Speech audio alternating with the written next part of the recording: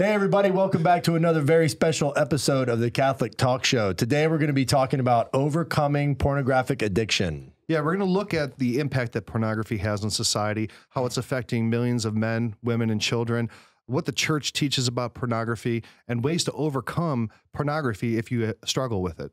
So if you're out there and this is something that you're struggling with, we just want to communicate to you from the heart of Christ, there's always hope.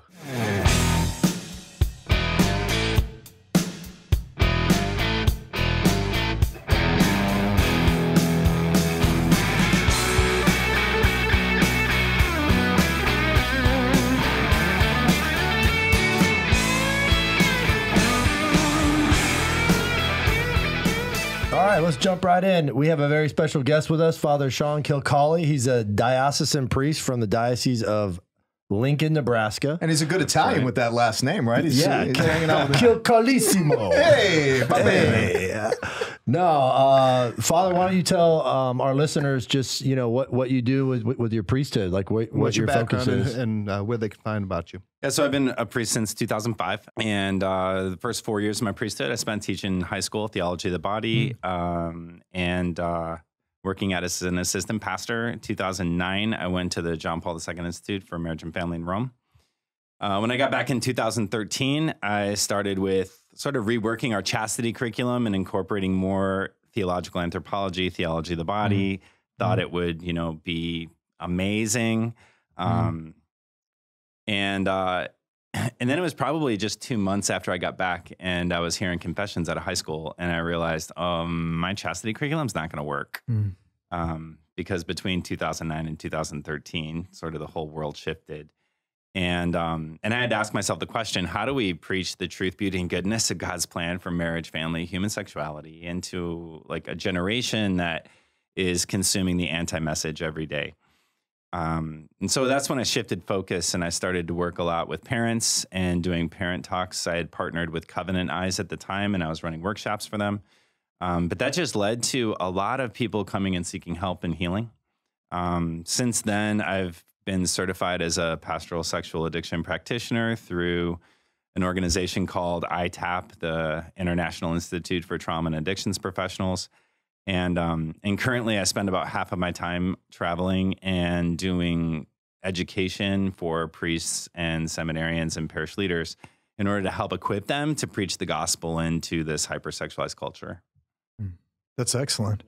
And is there any websites with ITAP or any other types of ways? So ITAP has its own website. They're a certification company they're like a certification body for sexual addiction therapists of all, you know, all faiths, all perspectives. That's excellent. So you started with the gospel and theology of the body, and you were all excited about it, and you just realized that this message isn't going to resonate unless we're practically approaching the spiritual and the psychological harms that are infecting folks from consuming pornography. And the first impulsive movement of your pastoral ministry was to go to the families, to go to the parents. And I think there's a lot of wisdom in that. And then beginning with Covenant Eyes, which is one of our sponsors, and we give them a big shout out. And I know that they have some statistical data that Sheil's going to drive your way in just a little bit. But I think it's ministry to the family that is really, really important. And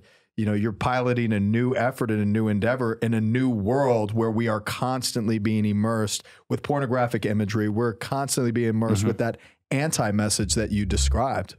It's beautiful work, brother. And you're also involved with cleanheart.online, is that correct? I am. So cleanheart.online was started by Covenant Eyes and really piloted most profoundly in the Archdiocese of New Orleans. And so I've done some education on there and will continue to do so. So you'll see the links associated with everything that Father Kilcawley's doing for the church, as well as ways that you can reach out for some assistance. A perfect Italian thing calling him Kilkenny, not Kilcawley. Kilkenny. Oh, thanks for that correction. Ooh, wow. I am part Irish, and I caught that. So are we, though. Yeah, we've got some Irish blood only in the good us. parts. Speaking of connecting, be sure to connect with us on the web at CatholicTalkShow.com. Subscribe. We'll send you emails of new content, as well as on our Facebook page, Instagram, as well as Twitter. And certainly we would give a big shout out to our sponsors, Exodus 90, as well as Covenant Eyes.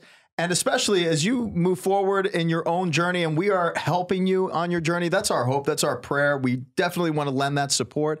If you could support us through patreon.com/The Catholic Talk Show, that is ensuring that this show continues to reach new markets, and we can only do it with your support. So, my brothers and sisters, moving into this absolute important topic of conversation about pornography and that there's hope out there. We're very happy that Father Sean is with us to share his charism and what Christ is doing in his ministry so fruitfully. Yeah, a shout out to our Patreon supporters. Your support enables us to have excellent guests like you out there. So again, thank you for that. Yeah. So talking about pornography, pornography is it's a massive societal issue.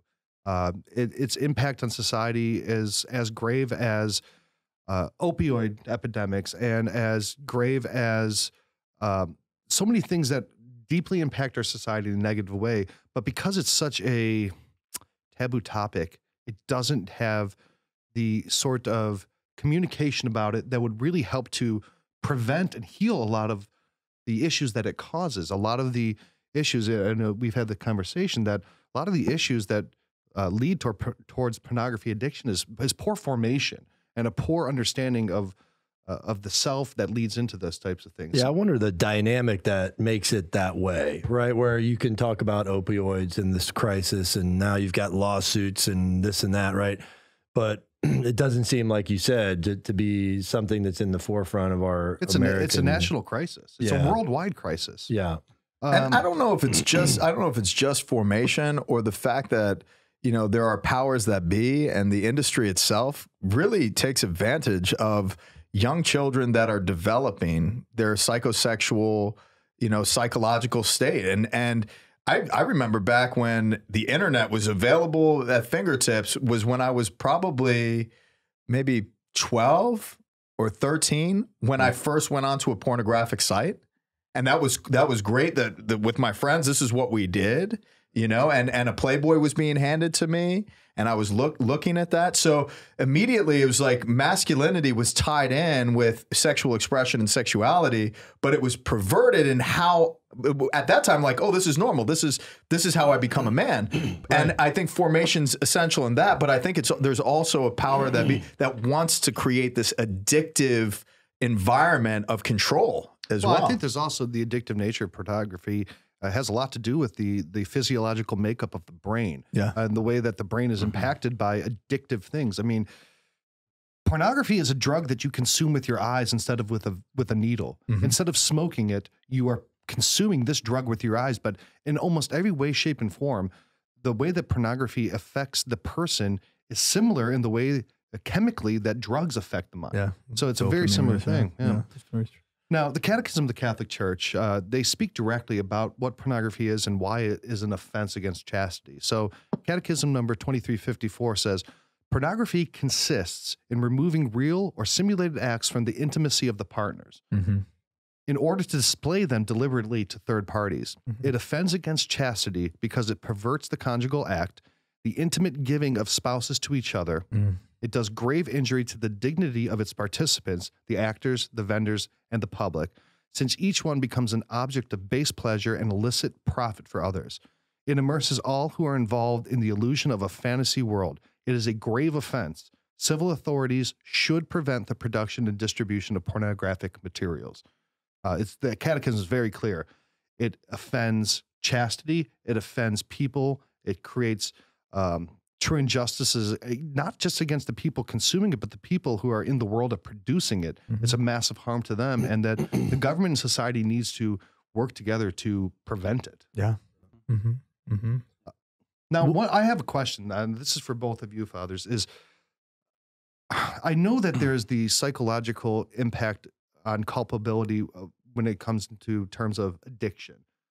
But there's a lot of debate, I think, with people who aren't sure is whether or not pornography and masturbation are mortal sins. Do they qualify as that, or does the addiction or that sort of concupiscence towards those make it into something different than a mortal sin? Yeah, so that's a really common question, right? And the Catechism is clear, especially in the paragraph on masturbation, where it says, like, in the tradition, the constant tradition of the church and the sense of the faithful, like the church has been in no doubt that masturbation is a intrinsically and gravely disordered action, right? And that's something I think that we as teachers in the church are culpable for, because especially in the current climate, like it's very common to hear people say something like homosexual acts are intrinsically and gravely disordered. But I've hardly ever heard people in the course of my own formation or my peers, and even in the seminary, it wasn't emphasized a lot that masturbation is intrinsically and gravely disordered. In the same way that the church argues that homosexuality removes the conjugal act from its intended purpose, masturbation is the same way. That's a really interesting point. Right. And then that paragraph goes on to talk about how, you know, in evaluating the moral action, we have to take into account the affective immaturity, force of acquired habit, compulsivity that might be in the person. And so those are factors that can reduce to a minimum moral culpability, but it's still a grave matter sin. And so some people will ask the question, like, if I have an addiction and I act out, can I go to communion without going to confession, right? Because that's really the reason people ask questions like that. And my pastoral advice is always, you should absent yourself from communion until you go to confession, because you're enslaved to sin. And a lot of times people I work with, they'll sort of take that as permission giving. So if I remember one time somebody came into group and they said, Father, my pastor basically told me it's impossible for me to commit a mortal sin now. So why do I want to get better? Yeah. Right. Right. And it just becomes kind of permission giving. And we need to be reminded of the fact that I'm enslaved to sin right now and I need to do something different. I need to get out of this. And so kind of a layman's terms way of addressing it is to say it's not your fault, but it's your responsibility. That's excellent. Yeah. And the responsibility that crying out for help is met by structures and strategy, and that you can't do it alone. And by realizing that accountability is there for us to dig ourselves, to get out of the hole of that despair. So Exodus 90, Covenant Eyes, these different programs that are there for each of us to utilize, to grow. And I do want to make a point about the sense of disorder. I think a lot of people, feel like, well, you're calling me disordered, like that. No, it's just, it's down to the point of like, where are your actions ordained? And what is the trajectory of those actions? Is it becoming of the human person made in the image and likeness of God to be ordained to something that is base? And when you think about masturbation itself, is just an action toward oneself and escaping in many different respects. So, you have to look at the action themselves and see where they're ordered. And disorder is not to just label any type of person. No, it's just the actions. Yeah, a lot of people misunderstand disorder as like a psychological disorder, like schizophrenia. Yeah. But you really have to look at the word disorder. It's taking an act and taking it out of its natural order, where it has a purpose and a natural end. And fruitfulness too, right. Yeah. And that's what disorder means in this usage.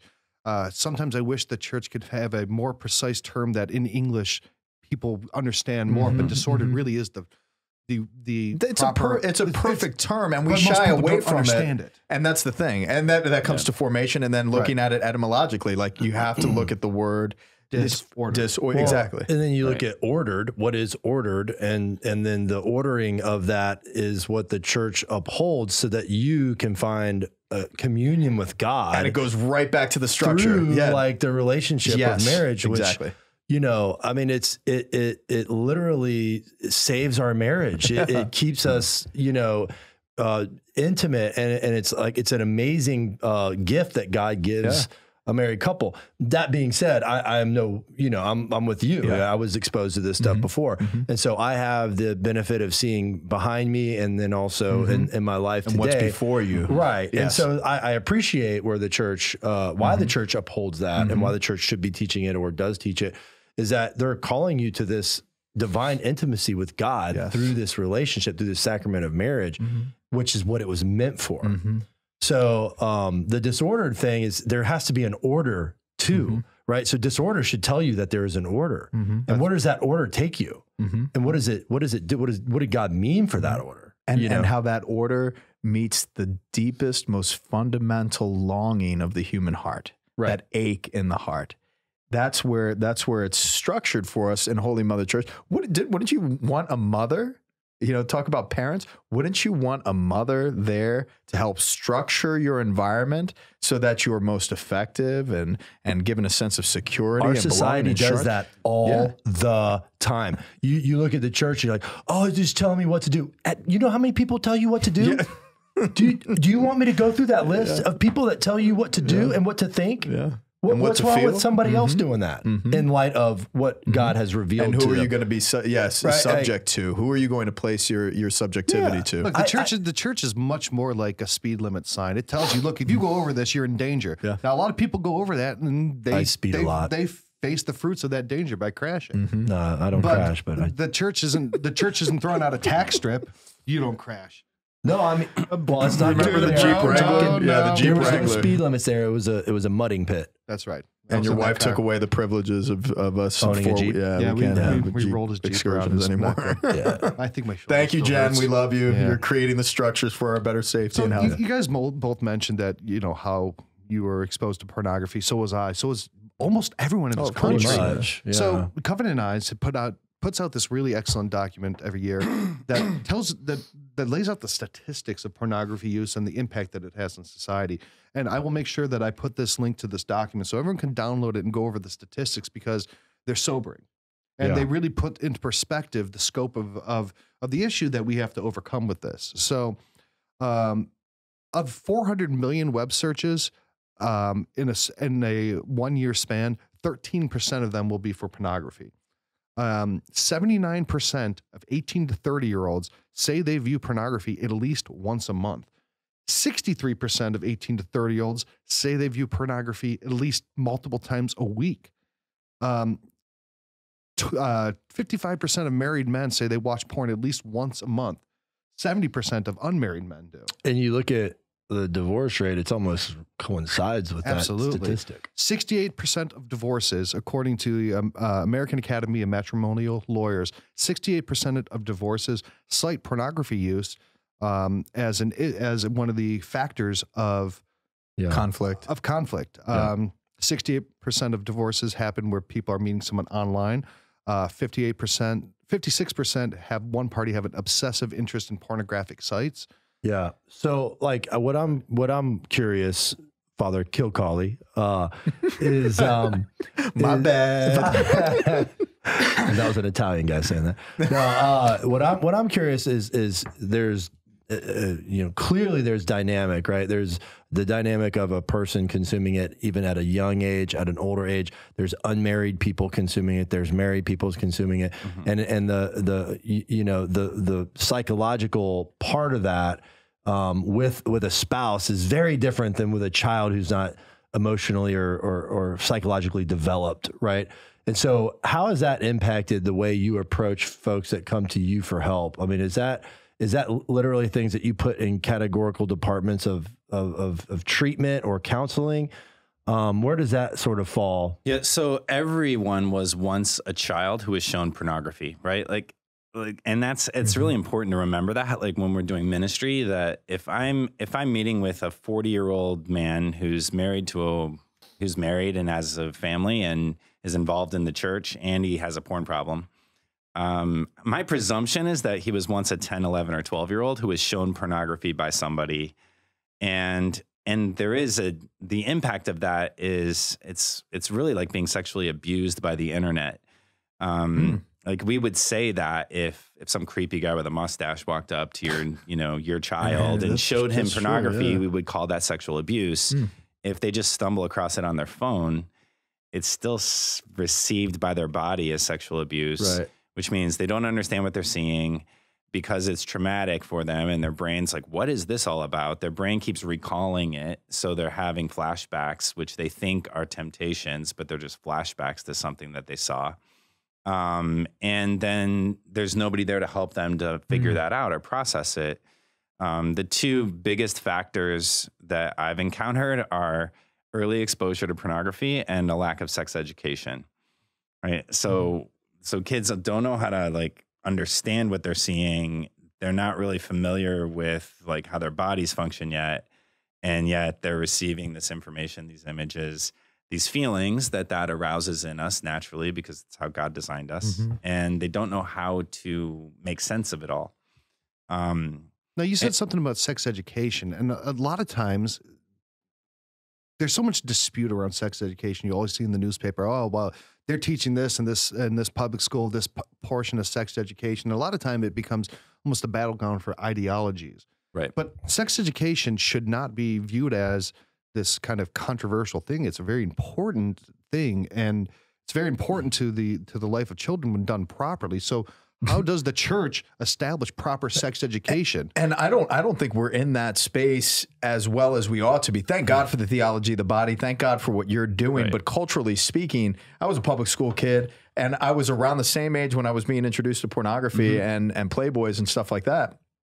I was being taught how to put a condom on a banana in 6th grade. Yeah, I remember that. You remember that? Yeah. I mean, we grew up in the And Florida we public school giggled system. and laughed. I mean, it wasn't even like a serious educational experience. No. And then what came immediately after that is the exploration. So then I remember my own stuff. I remember everybody else that I was going through school with. That's when exploration came because we were taught that. Right. So, and that's an interesting. Right.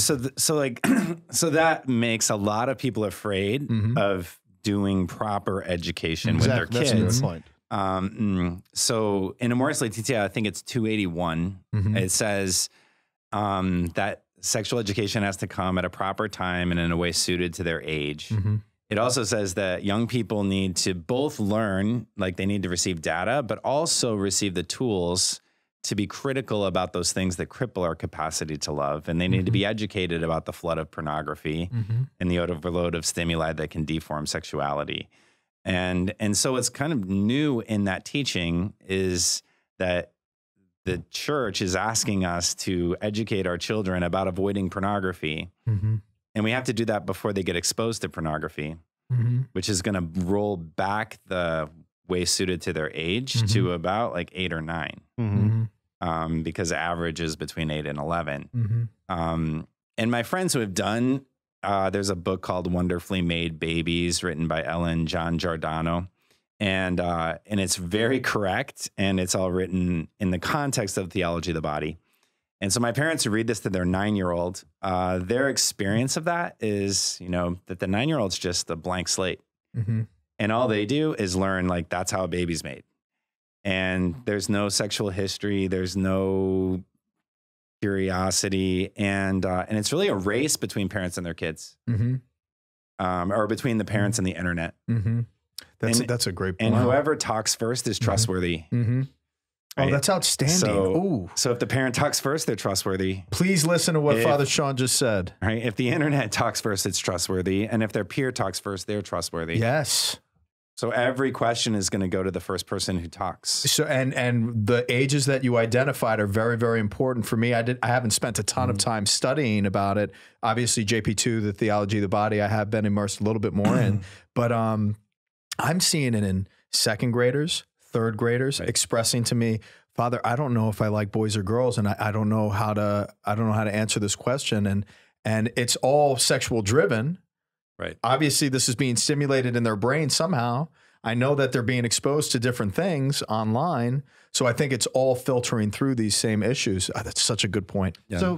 So you're really recommending that first sex education be done through the parents? Of course. Yes. Absolutely. As the church has always said. Because your kids but it has trust to you so start much. earlier than they think it does. Yeah.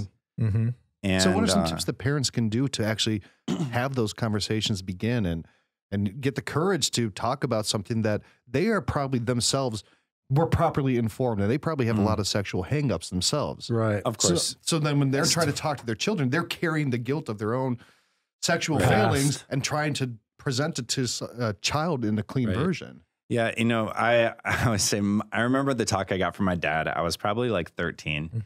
He was using technical terms, and I thought he was talking about erector sets. right? So, and then he finally used some slang, and I was like, we're doing this. I gotta go because I already know this because the neighbor kid taught me, or my cousin taught me, or whatever. And our own shame is the thing that gets in the way the most. And that's for parents, but it's also for clergy, and it's also for the church, because we all have a sexual history and we all have a porn story. Even if our porn story is, I've never seen porn. That's their porn story. I know clergy who don't feel equipped to talk about porn because they've never seen porn, which is, it's just not true. We just need to have better categories for approaching things. I truly agree with the approach that we have to where we are right now as church, but we need to really amp it up in our overall educational programs to families. Absolutely. I think that is the key with what I'm getting from your ministry, Father Sean. You know, talking about all these resources and ways that people can learn more, our sponsor, Covenant Eyes, provides so much education in addition to the accountability software that really helps people overcome and battle porn addiction. They provide a lot of education. So we're going to be sharing one of those links for that, the data about pornography usage. But why don't you also tell them about the special offer Covenant Eyes has for our listeners? And I'm telling you, if you go on their website and type in the promo code Catholic Talk, you'll get 30 days free service with this software. So make sure you check them out, as well as Exodus 90, who's a wonderful supporter of the show and a great sponsor. Make sure you're checking them out as well. They have a great application. It's a great program for men to grow together in fraternity and to move through 90 days of praying with Exodus and removing all of the superfluous things in your life that distract you and take the order of your life in a direction towards self-service. It's a way to enter into more deep sacrifices so that you think of the word sacrificium, to make holy. The whole sense of growing together in our fraternity is that we're reproving each other as iron sharpens iron, and we're growing in holiness, greater freedom. And what comes from with greater freedom is absolute joy. And it is an absolute joy to have you here, Father Sean, and it's not Kilkenny. No. Kilcawley. Yes. So, you know, you were talking about Kilkenny. you were talking about pornography usage amongst clergy.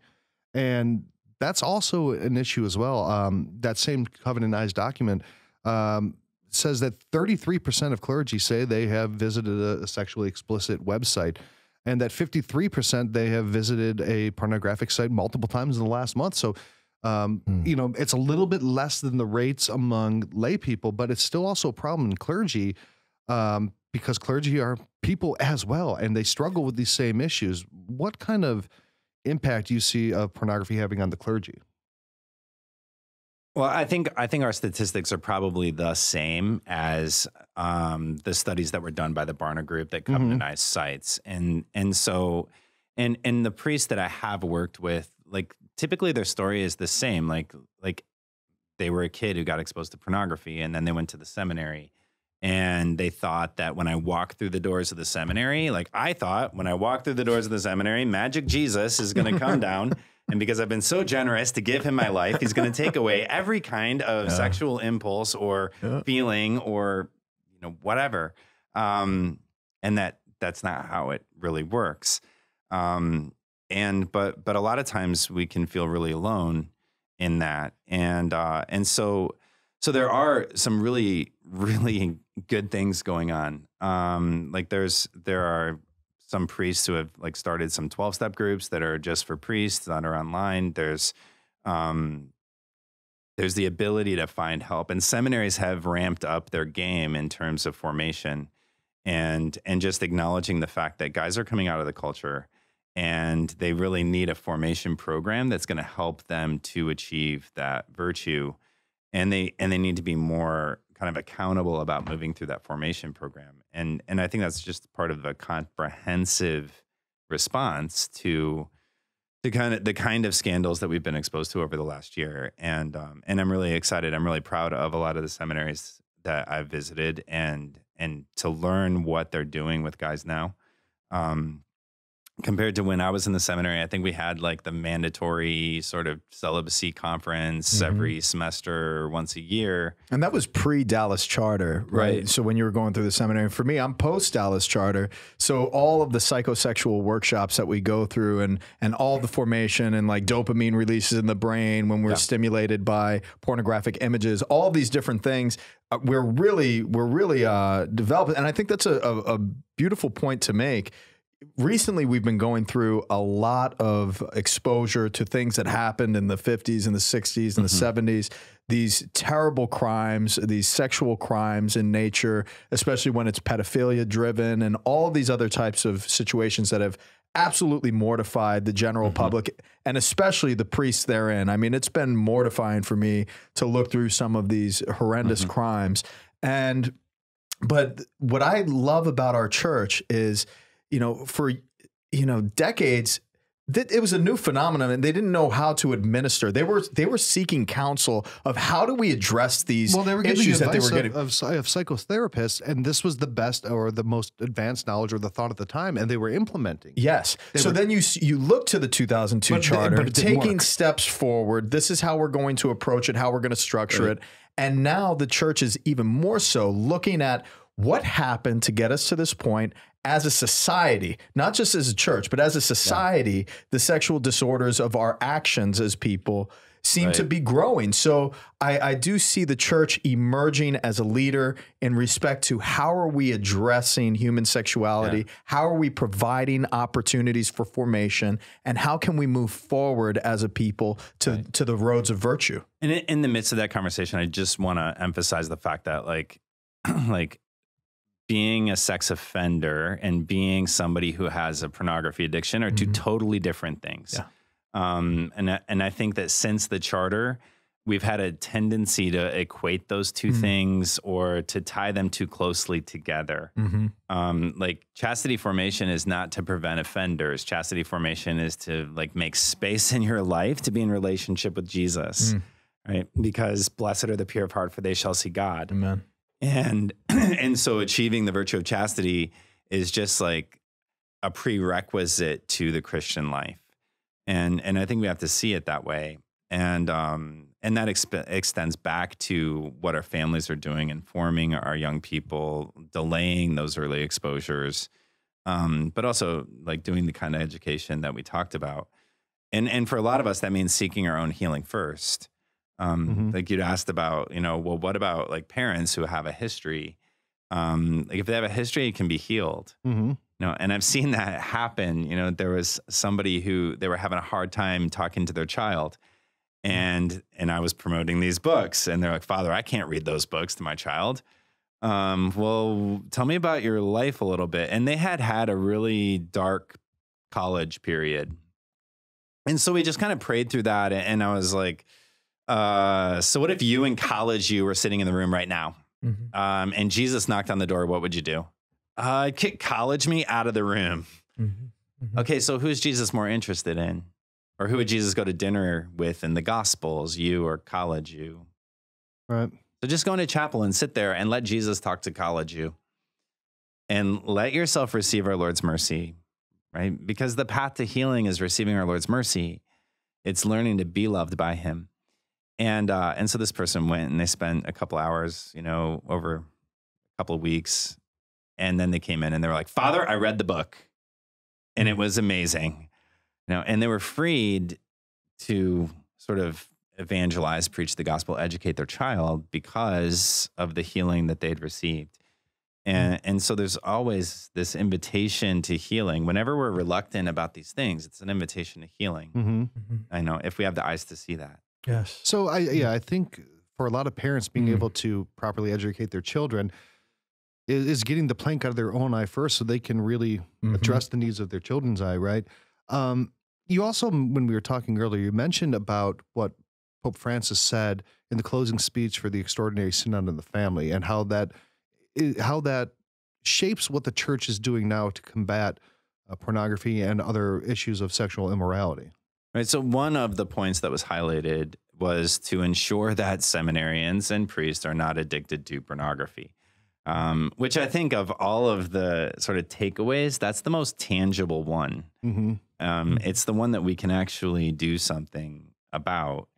And I really think it's a call for the church to, like, one, when I'm working with families, we have to sort of do prevention and intervention at the same time, right? So in our diocese, we started teaching lessons on pornography and using the word masturbation in the 4th and 5th grade curriculums.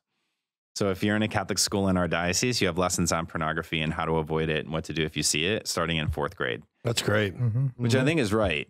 But we've got all of the 9th graders, 10th graders, 11th graders, 12th graders, college students who never got that education back when they were in 4th grade. And so we need to be putting things in place for them. Seminaries today are starting to do better sexual history assessments. They're starting to do better interventions. They're letting guys go to 12-step meetings. They're putting things in place. They're addressing the issue. But we have priests who are ordained when I was ordained and following who never got that formation. And I think it's needed that we create invitations to integration, you know, that priests can self-refer to. If they have a problem, they can self-refer to. If they don't have a problem, like, thank God. But sometimes we're continent and we're not virtuous. You know, like, we had a problem once and we've white-knuckled our way through life, but we don't really have joy. You know, like, we don't really have joy. Like, my question to seminarians is always, like, is celibacy a good for you? Like, it's a good for the church? No, is it a good for you? Like, is Jesus giving you something in this? That's great. Because otherwise it's a privation. It's something I'm giving up in order to be able to do the things that a priest does. And if my choice is between the apparent good of masturbation and a privation, the apparent good's going to win every time. Right? We're supposed to choose between two goods, not between a good and a privation. And that's, it's really challenging for a lot of young people. So I guess maybe changing the mindset that you're not giving up porn, you're gaining something better in chastity and in continence. Like, you're gaining Jesus, right? Like, I would say you're making space for Jesus. So when you were asking about, like, dealing with kids or married couples or how it affects them, and we were also talking about being in order, like, there's an order of love. And the first most fundamental way of love is loving as a son or daughter, right? Which really means entrusting our hearts to our Lord and placing our hearts in his hands. So it's nothing that we do. It's just letting our Lord do something for us. And then we learn to love as in friendships, sibling relationships, marriages. Those marriages become marriage so that we can love sacrificially our children. And so the healing process happens in that order, right? Like we don't work on a marriage until we first worked on, like, the sort of wounds and identity and our ability to surrender. You know, and surrender is the hardest thing. Like, surrendering our life is the hardest thing that we do.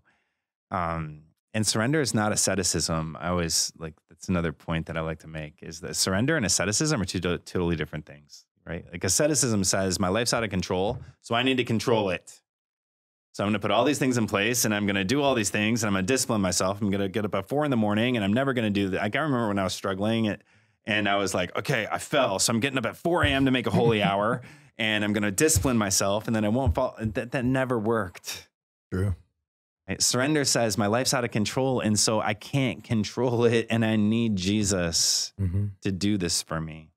I think at the heart of what you're saying, brother, is, you know, the whole sense of who Christ is and the invitation to holiness, that universal call that we all have.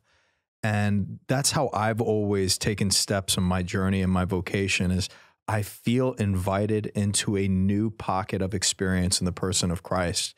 And his chastity is a certain element of communion with him. You know, when we're being rejected by, you know, our brothers, or we're being rejected by a certain, it's another invitation into the person of Christ being rejected as Son of God, as Mashiach. Like, it's a further invitation into communion with Christ. And that's always before us. It's never perfectly accomplished here on earth, but we're moving in this process of sanctification and being perfected.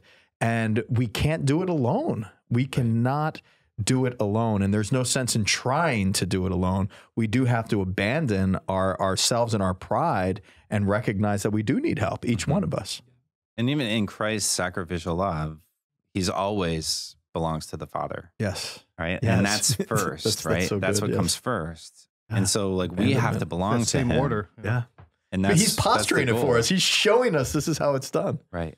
And but it, again, like that's why people stay stuck. People stay stuck because they're trying to control their life and they can't. Like St. Francis de Sales says we can't control our life. Like he says when fruits are whole, they can be stored in hay, sand, or their natural foliage. But once bruised, they can only be preserved with sugar and honey. Even so, the chastity which has never been lost can be preserved to the end. But once tampered with, it can be only preserved by the genuine devotion, which is as I have often said, is the very honey and sugar of the mind. And so you can't live the way you used to live. And that's awesome. It's so good, man. Sheila and I are looking at each other like, this is amazing. I'm like, what? That's just that is an amazing. That was so beautiful. Wow. Right. We need to get that quote, man, and link that up. So even he is talking about it's the same principle that addiction recovery people talk about, that like the only path is total surrender. And most of us are bruised fruit, which means we have this opportunity to be really holy. And because we can't preserve things by natural means. And I think that's where a lot of people that are faithful get tripped up, is that they're putting into practice the devotional, like the traditional devotions of the church that are there to preserve chastity that already exists. Right? Like three Hail Marys for purity, the Angelic Warfare Society, like all these things. They're devotions to preserve chastity. But few they're of us have not chastity. interventions for an addict that can't stop acting out. You know, like there's a deeper surrender that has to take place there. How do you culture that surrender in the people that you offer direction to? So as a director, I might say something like this. Somebody comes in, you've probably had this guy or this girl, and they're like, Father, so I've been struggling with this thing, you know, that thing that you talk about. and so I'm doing the 54-day rosary novena, and I started the novena to Saint Joseph, and I'm doing 3 Hail Marys for purity. And I'm doing like this other novena to chastity. Do you have another novena? Right? So all those things are good, but we're just going to put them on a shelf, and we're just going to pray with scripture, because I want to see how you're relating to Jesus. And so I give this guy this assignment to go home and pray over the paralytic that's lowered through the roof, you know, and he comes back in the next week. Did you pray through that? Yeah, Father, I did. Okay, so tell me about it. So I could see myself, and there's this big crowd, and there's Jesus at the other side of the crowd. And then I looked down at my feet, and I saw this sick guy, and he was laying on a mat. And I was like, okay, I got to get him to Jesus. So I picked it up, and I started walking towards Jesus. I'm like, wait, stop. Why aren't you the sick guy? I don't like being the guy on the mat. Excellent. Okay, so why'd you come see me again? Because I need healing. Well, you're not going to get healing unless you're the guy on the mat. Because it's about building vulnerability in the spiritual life. And we need to learn to depend on people. And that's also, I'm a big fan of using 12 steps and guys going to 12-step groups like Sexaholics Anonymous, where they're working the steps, and you have somebody you're calling every day, and you're really learning, okay, what does it mean that I'm powerless over this? And how do I surrender my life? And it's interesting how the 12 steps and the Beatitudes like correspond, right? Like the first 3 steps and the first Beatitude. I think the first 12-step program was done in Akron, Ohio. It was. And it was helped formulated actually by a religious sister. Yep. And so like the first 3 steps are, I'm powerless over pornography. I come to believe that a power greater than me can restore me to sanity, and I surrender my life. And so those 3 steps correspond to blessed, right? Blessed are the poor in spirit, right? To be dependent on our Lord. And you have to be there before you get to the point of being pure in heart. And a lot of times we want to go be pure in heart, but we don't know how to be poor in spirit. And poor in spirit was the first one that he mentioned, right? It's the first one that he mentioned. Yeah. So there's an so it sounds order. like there's like a ladder. There's a progression. Yeah. Right. The first I'm poor in spirit and I'm dependent on God. Then I'm meek because I have to realize that God can restore me, but I have to surrender to him and do whatever he says. Right. Right. Then I've got no sleep last night. Help me out. Meek shall inherit the earth. Blessed are the meek, blessed are the merciful, for they shall obtain mercy. Or blessed are those who hunger and thirst for righteousness. Yeah, mercy, extending mercy. A lot of people get hung up because they're angry at somebody, or yeah, it's almost like confession or right, allowing yourself to show mercy. There's a way of others. receiving mercy in that, right? Because if you work the steps in order, like then you go to like making your inventory, and then you're going to confess that to another person, and then you're going to receive mercy. Yep. So I think a question that a lot of our listeners would have is the confession and how you can seek some healing and at least some real solace through the sacrament of confession for having consumed pornography or masturbation. Because I know that there's tens of thousands of priests throughout this world who are hearing this confession every single day. Right. And then I think a lot of people who are struggling with it stop going to confession because they're tired of doing the same old confession, and then they stay away from the sacraments, and it creates this this spiral where they are pushing themselves further and further from the very church that would be able to provide them some healing because of their shame. Yeah. So I think with confession, like the confession can heal. I believe in the sacrament of reconciliation. It's a healing sacrament, right? But a lot of people don't experience it as actually bringing about that healing, and so that's what you're talking about. Like they're tired of being in the cycle and they just quit. And like I once met somebody, and he was like, "Father, I used to have that problem that you talk about. So how'd you get over it?" Confession, Father. Lots of confession. Like 40 years of confession. Okay, we can compress that timeline. Like we can do better than that, right? So glad you're healed, but 40 years, bro. So what happens though is that, and I think very subtly, confession becomes part of the acting out ritual. So like truly, I see that. Before they act out, they're actually planning to go to the presumption. Like I'm kind of tempted. I've been on social media. I'm looking at friend of a friend of a friend of a friend's bikini pictures on social media. Now I'm going to YouTube, but I'm not going to look at porn. So I'm going to look at like the 16 most inappropriate videos of 2017. And then they're like, I'm not looking at porn though. And then like after 5 minutes of that, it's like, I'm not looking at porn. I'm not sinning. I'm not sinning. I'm not sinning. Actually, I started sinning like 5 minutes ago. So I'm going to have to go to confession. Well, come on, can I get to confession? Yeah, I can go like get up early on Saturday and go so that my wife or my parents don't notice that I don't go to communion. And then they act out. And then they're done when they go to confession. And so one of the things I think as priests we need to do is just educate people and just call that out for them so they recognize that it's going on. And if they're stuck in a cycle, they need to do something different. Well, that presumption of forgiveness is a sin in and of itself.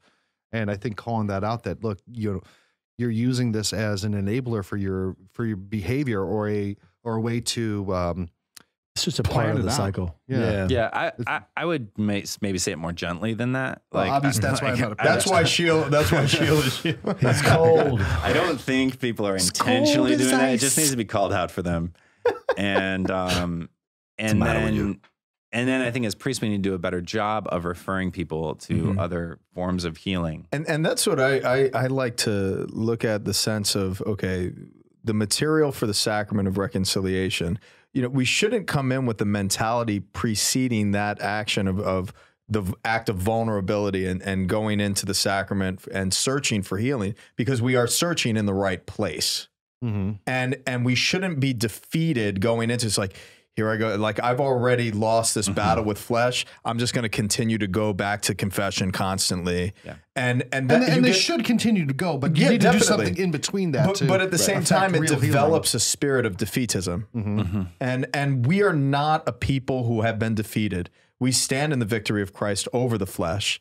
So there is true paths of healing. Absolutely. And it has to be rooted in what is also a requirement of the sacrament, namely the satisfaction of penance and retribution. Now, we cannot provide a penance to you that reveals the substantive reality of what you are confessing, the material of the confession. We can't give you a penance that reveals that.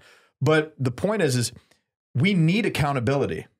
You cannot do this alone. And you could almost go into the confessional with that sense of not even treating the priest as an accountable part and in the person of Christ. It's just that you get locked into this kind of defeatism. So you have to structure yourself in the sense of retribution, even though you don't get a penance associated, particularly with, hey, go to a 12-step program. I can't give that penance. Right. I could say, hey, man, I recommend, you should think about it. I recommend it. But you can't stipulate that as a requirement. You can't. But in retribution, it's almost attached to that perfectly, because you need to take a step in the direction of, I'm not going to be able to do this alone. I need help, and I need the support of my fellow brothers in the 12-step program, and have that accountability regularly, because that's the only way that you're going to move forward and encounter the healing that God wants for you. Because think about it. What is he trying to accomplish in the world? That ut unum sint, that we would be one. There's only one way to be one, and that's be vulnerable with each other and know each other deeply. So, Father Sean, I'm very interested to find out how specifically you would recommend on a parish level, but also a diocesan level, programs that would really help to educate. For me personally, I'm really looking forward to going back to my diocese, forming a program with brother priests. And is there a curriculum out there that you would recommend? Is there one that you're currently publishing? Or, what on a parish level as a pastor, what would you recommend for me in the parish? Like on the parish level, I would just recommend starting with talking to parents. And there's lots of places that we preach. And so one of the things that's worked really well is we have mandatory parent meetings if your child's making a sacrament. So if your child's making First Communion, there's like a day of recollection. They have to come. There's a lot of theology of the body, evangelization, motherhood, fatherhood. Also, we're going to give you some resources for protecting your kids from pornography and some resources for sex education. And then those become the invitation to integration for the adults in the room, right? And so that's just very naturally going to flow out of that. I don't recommend going back and starting programs for addicts, because like typically they just never take off. But just starting with that, there's a video that Catholic Mutual Group made with Covenant Eyes that can be found at cmgparent.org that can be mandated as part of a safe environment curriculum. So we have schools that have mandated parents to watch that video. They just need to hear the message over and over and over again, so it becomes part of the normal conversations of our life. And then again, like I started a group for men, and it mostly was like this. I had 2 directees. They were the same age, the same problem. And I said, do you want to meet somebody else who has the same problem? Yes. Do you want to meet somebody else? Yes. Okay, we're going to meet in my office at 8 o'clock on Wednesday. They came in and met, and then I had a group. And then I just kept telling people, oh, I have a group. And so it started out as like group spiritual direction and organically grew. And now it's split like 2 or 3 times. Beautiful. But I'd also recommend using the 12-step literature from Sexaholics Anonymous. It's really well written. It's easy to connect with. The problem with groups is that oftentimes there's not a sober person in the group. And so if you use the Sexaholics Anonymous literature, there's always a sober person called the book. The book's always sober. So there's always one smart person talking. That's great. And that's the book. And that's worked really well. And so that's where I would start. I would just start there. Have you seen anything healthy being done on a diocesan level? Because seminaries are obviously employing it. I've seen it at St. Vincent's in Boynton Beach. I've seen it around the country in different pockets. What are you seeing on a diocesan level that have you seen anything? So there's lots of different approaches that are going on right now simultaneously. I started kind of in a grassroots way. So I just started doing talks where I was invited, and then a bunch of priests started coming on training. So Integrity Restored sponsors some trainings that I'm one of the instructors for. They're week-long intensive trainings for priests, so they can come. It's like Monday, Tuesday, Wednesday, Thursday, and they get like all the evangelization, theological anthropology. I always speak into sort of the pitfalls that faithful Catholics have in recovery. Dr. Todd Bowman's been teaching with me. He talks about like the brain science, attachment, relationships, all the psychological stuff, and it just is really good formation. And so the priests started coming on that, and then they started feeling more comfortable addressing things in their parishes and working with people. A bunch of dioceses, I don't know the number exactly, it's in the 20s, have done Safe Haven Sundays, which are just awareness Sundays. You have an awareness Sunday, there's a letter from the bishop, and it starts the conversation. New Orleans has just finished their second year of Safe Haven Sundays. And then they booked me to come down to do a clergy education day. It was optional, and 105 guys signed up for optional clergy day. Like, that never happens. That's outstanding. Because they want more information, and they want to know how to help people and how to walk with people and come to a deeper understanding of the person in front of you, because it's about discerning their heart and figuring out where to go. And we didn't talk about brain science, trauma, attachment, all these things, but it's actually really complicated. It's a lot more complicated than just like, here, pray the rosary. I believe in the rosary. I love the Blessed Virgin Mary, but it's more complicated than that for most people. Most people need a group, a spiritual director, and a therapist. And that's kind of my big three. And if they're willing to do all three, they tend to do better. If they just try doing one, not so much. So what recommendations, those are kind of on a diocese level, and there was some, you touched on some personal methods of overcoming pornography, but for our listeners out there who are struggling with pornography and with masturbation, what are some things that you would recommend that they do now to immediately start addressing and overcoming this issue? Yeah, I think the first thing is to find somebody who's trustworthy that you can talk to and you can share your story with. There's a friend of mine, he just called me up the other day. He said, I've never told my story before. And I went by, he like spilled his whole history. And I talked to him a couple weeks later. He was like, dude, I just got to say that like something changed. Like that was amazing. Like I have had no temptations ever since just telling his story. So finding somebody they can talk to, and then find the local 12-step groups. Like if you go to sa.org, you can find all the Sexaholics Anonymous meetings. That might sound scary, but they're really just a bunch of guys that struggle, or women who struggle. They're just like you. And you can go to those meetings and you meet somebody who's been sober for like 15 years from pornography and masturbation. And like, sometimes I say that in a men's conference, and some guys like, wait, what do you mean by that? Like, that's possible? Yeah. I didn't even know that was possible. And doesn't that evoke hope? Like, man, there's hope for me. Right. Like, And so we need people in our life that we can share life with and that know the path, right? That know the path. And then finding a therapist. So I would recommend people go to the ITAP website that I talked about at the beginning. It's IITAP.com, and go to the therapist locator, because those are therapists who have training in sexual addiction treatment. They've seen hundreds of clients with problems with pornography and masturbation, and they tend to be better at discerning and kind of going to the heart of things and helping people to be free. My opinion is that, like, I'd rather have a really good sex addiction therapist who's not Catholic than a really good Catholic therapist who doesn't have training or doesn't have experience with sexual addiction work. Because that's always a question people have. Your spiritual director's job is to keep you in the church and to keep you on track. Your therapist's job is to help you stop acting out. And the therapists who specialize, they like love what they do. You know, like, and it takes a special person to love working with this population. And so those are some places that people could go. And there's also, you can find some talks that I've given on YouTube. There's the Strive program that Matt Fred just produced with Cardinal Studios. And that's a good, like, Father, I don't think I can, I don't need a group. I don't need anything like that. Like, that's a good way to dip your toe in the water and sort of get some education and start learning a little bit. My brother is actually the psychologist who does the webinars for Strive. And so those are just some places to start. Like finding an accountability partner, but accountability partner is somebody you call every day.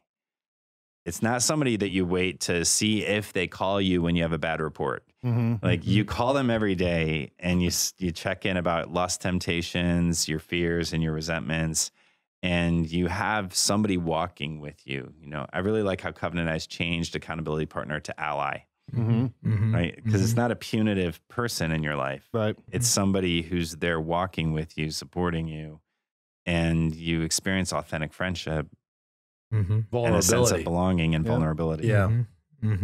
Yeah. So for our listeners who are interested in Covenant Eyes and having that accountability and establishing that ally, you can go to covenanteyes.com and use the code Catholic Talk, and you can get 30 days free and see if this is software and a platform that can really help you down the path towards healing from the dangers and the addiction and the struggles of pornography and masturbation.